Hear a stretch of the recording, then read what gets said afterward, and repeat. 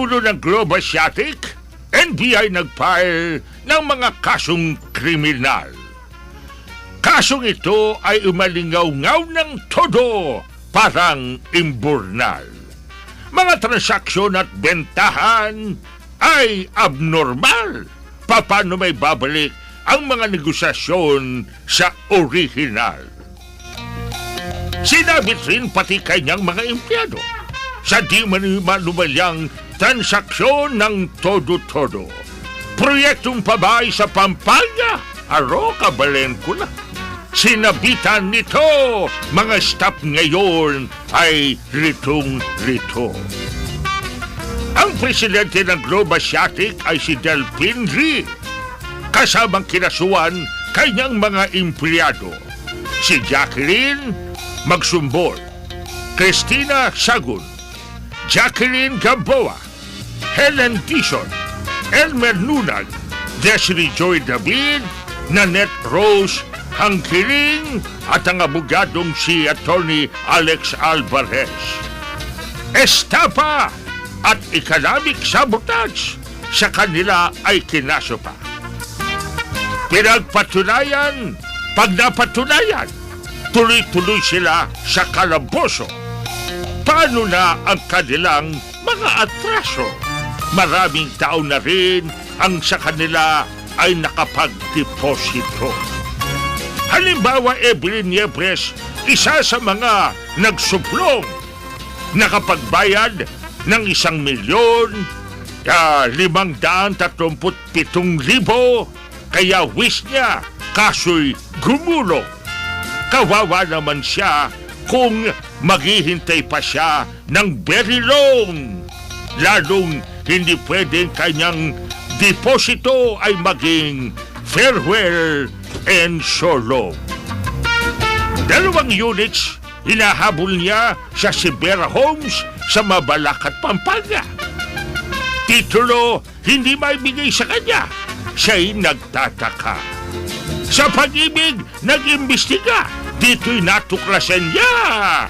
Nasa pangalang Gary Espanillo at Lerma Villaflores at nakasangla pa.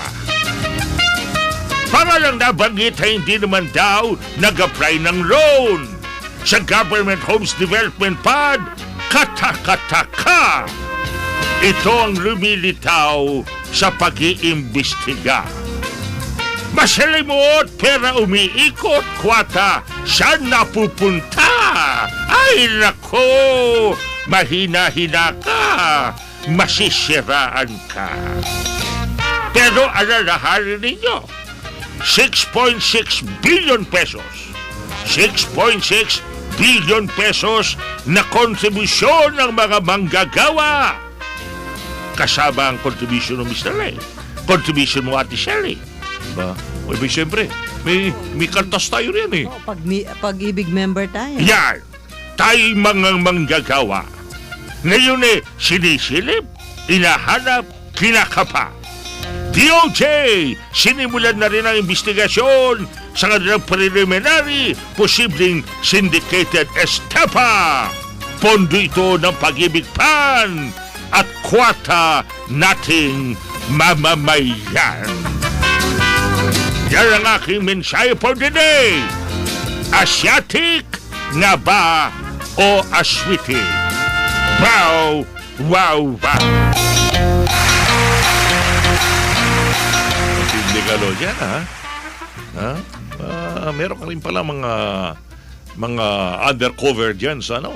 Abay, ang aking mga spy at saka aking mga bubwite nagkalat dyan ang mga day makarma ko.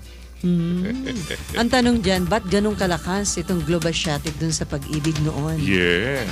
Imagine, ilan? Almost 7 billion? Yeah, almost 7 billion kwarta yung na kanilang ng mga membro.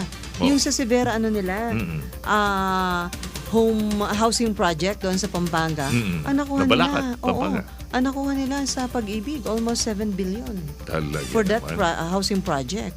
Tapos yung pala, lilitaw, marami doon mga bogus, yung mga naka-loan. Yes. Kaya nga nito, yung sinasabi ni Lochan, nakapagbayad ng 1,537,000, hindi after 1 year, hindi ma-transfer sa kanya yung yung titulo. Nung halungkati yung titulo, nakapangalan sa ibang tao at na-loan na. Oo. Meron pala diyang parang express lane, yung mga developer. Okay. Pero mukhang doon sa lane na yon, itong Globashatic isa Shortcut sa... lane. Oo, ang bilis.